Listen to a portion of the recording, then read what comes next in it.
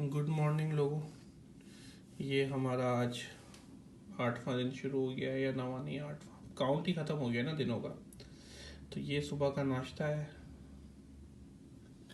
Cream है, apples हैं, ये थोड़ा सा स्ट्रॉबेरी है, स्ट्रॉबेरी नहीं शायद बेरीज जैम है, और एक अदद सेब है। आज उन्होंने मुझे अखबार भी भेजा है पढ़ने के लिए, तो चलो हम अखबार भी पढ़ लेंगे थोड़ा बहुत।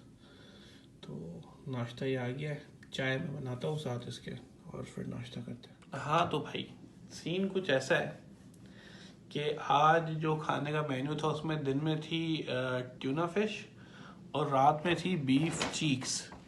मेरा एक दोस्त यहाँ पे स्टे करके गया है, तो उसने मुझे कह दिया था कि बीफ चीक्स जो है ना भाई, वो ऐसी है कि अगर तूने खा ली तो तुझे पूरे रात नींद नहीं आएगी। तो मैंने कल रात को इनको फ़ोन करके कह दिया था कि मुझे दिन का खाना भी जो वीगन मील है वो भेजना, और रात का खाना जो है वो भी वीगन मील भेजना। तो आज दोनों वीगन मील आए हलाल की जगह। तो अभी देखता हूँ ये वीगन मील में आया क्या है। एक अदद तो आया है सेब, एज़ यूजुअल ये जमा होते जाना सेब और फ्रूट्स यहाँ पर। और क्या है इस वीगन मील के अंदर?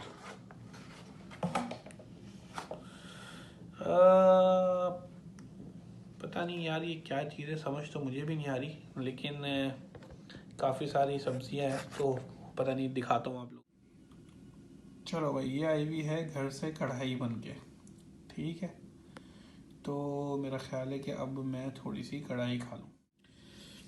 हाँ जी, तो ये आज दिन का वीगन मील आया है, मिक्स वेजिटेबल्स हैं, और इनका टेस्ट कैसा है ये तो मैं जब इनको गर्म करूँगा, गर्म करके खाकर फिर देखते हैं।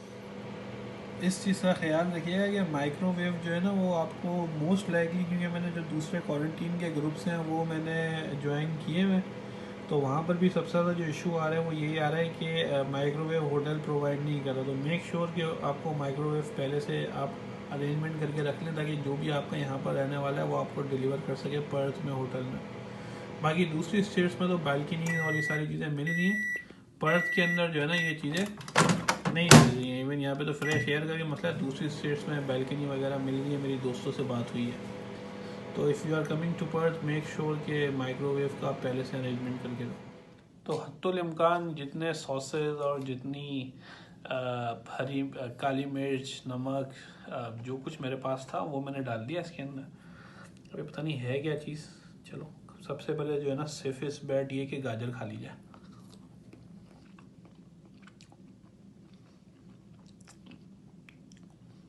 मीठा टेस्ट है अपने सॉसेज वगैरह डालने के बाद भी, लेकिन खाना पड़ेगा। आज घर से खाना जो आया था वो ख़त्म हो गया, अब रात को आएगा घर से खाना, तो या कल सुबह आएगा। तो कल सुबह तक हम इस वीगन मील पे गुजारा करेंगे, या मैं उबर ईट से कुछ मंगवा लूँगा। हाँ जी, तो जो रात का खाना है उसमें आया है, क्या आया है, वेजिटेबल पी सूप, और ये एक आधा रैप।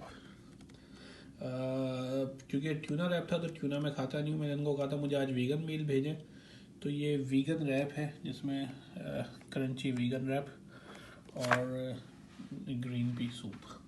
ये आज रात का हमारा खाना है। हाँ, और मैं सॉरी भूल गया, एक अदद जो है ये केला आया है, और एक ये रोल आया है जिसके साथ मक्खन है। तो चले जी ये भी खाते हैं। हाँ भाई, तो हमारा 8वां दिन आज अल्हम्दुलिल्लाह ख़त्म हो गया। जब बंदे के पास छोटी सी दुनिया हो ना, तो फिर दिल चाहता है इंसान का कि कभी ज़मीन पर भी बैठ जाए, कभी कुर्सी पर बैठ जाए, कभी बेड पर लेट जाए, इससे ज़्यादा कुछ हो नहीं सकता। तो बस अभी मैं ऐसे कुछ पढ़ रहा था, तो पढ़कर जो है ज़मीन पर ही बैठा हूँ। मुझे चला आज से आपकी आखिरी वीडियो, आज की वीडियो उसका आखिरी हिस्सा हम आज ज़मीन पर बैठ कर रिकॉर्ड करते हैं। तो आज का दिन जो है वो कोई ऐसा ख़ास नहीं गुजरा। बस आज मुझे मैसेज आया था कि भाई जो कोरोना का टेस्ट करवाया था आपका वो नेगेटिव आ गया है, लेकिन भले नेगेटिव आया आपको 14 दिन रहना पड़ेगा। आप रहें तो वो अब हम रहेंगे। बाकी होटल की तरफ से जो फूड सर्व किया गया था उसके बारे में मैंने आपको बता दिया था। एक छोटी सी चीज़ है जिसके हवाले से मैं बात करना चाह रहा हूँ, वो ये है कि मुझे काफ़ी सारे मैसेजेस आए लोगों के जो मेरे वीज़े के हवाले से कि भाई आपका वीज़ा कौन सा है, आप ऑस्ट्रेलिया गए अभी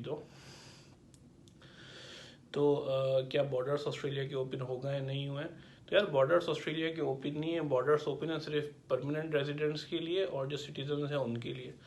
तो मैं सिटीज़न हूँ तो इस वजह से मुझे आने दिया गया है, और मैं इस वजह से आगे जो टेम्प्रेरी वीज़ा होल्डर्स हैं उनको आने की अभी परमिशन नहीं है।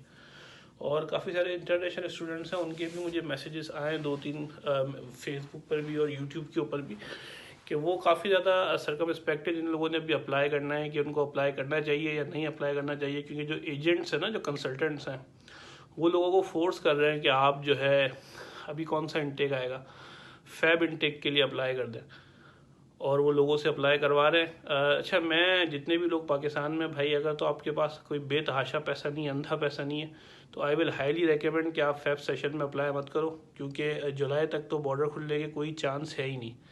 तो फिर उसका नुकसान ये होगा कि आपको एक सेमेस्टर की फ़ीस पाकिस्तान में बैठकर भरनी पड़ेगी, और अगर जुलाई में बॉर्डर खुले तो आपको आने के साथ ही दूसरे सेमेस्टर की फ़ीस भरनी पड़ेगी।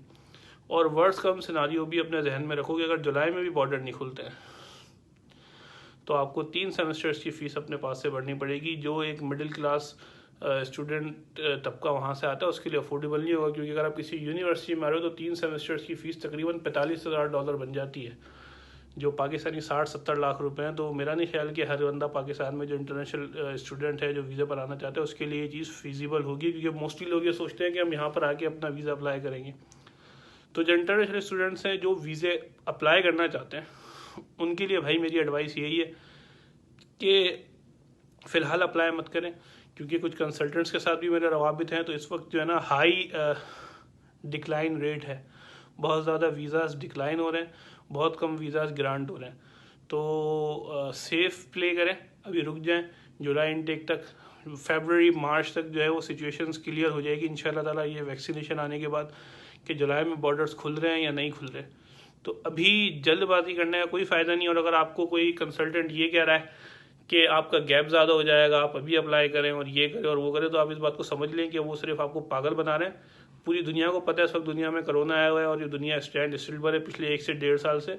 तो इस अरसे में अगर आपका कोई गैप आ भी गया तो आई डोंट थिंक कि जो इमिग्रेशन ऑफिस में बैठे हुए लोग हैं वो इतने ज़्यादा बेवकूफ़ है कि उनको इस चीज़ की रियलाइजेशन ना हो। तो बाकी फिर इंशाल्लाह ताला कल 9वां दिन है, गेटिंग क्लोज़र। आज आधे से ज़्यादा क्वारंटीन में आधा हो गया है, पूरा हो गया है, 8 दिन हो गए, कल का सुबह 9वां दिन है। कल हम देखेंगे, आज का दिन भी मेरा अच्छा गुजर गया PSL लेकर। और कल मैंने अपने व्लॉग में थोड़ा सा PSL की वीडियो शेयर कर दी थी, जिसके ऊपर आज कॉपीराइट का स्ट्राइक पड़ गया उस वीडियो के ऊपर, और वो वीडियो यूट्यूब से हटा दी गई है। तो इसलिए मैंने आज कोई इस तरह की चीज़ डाली नहीं है।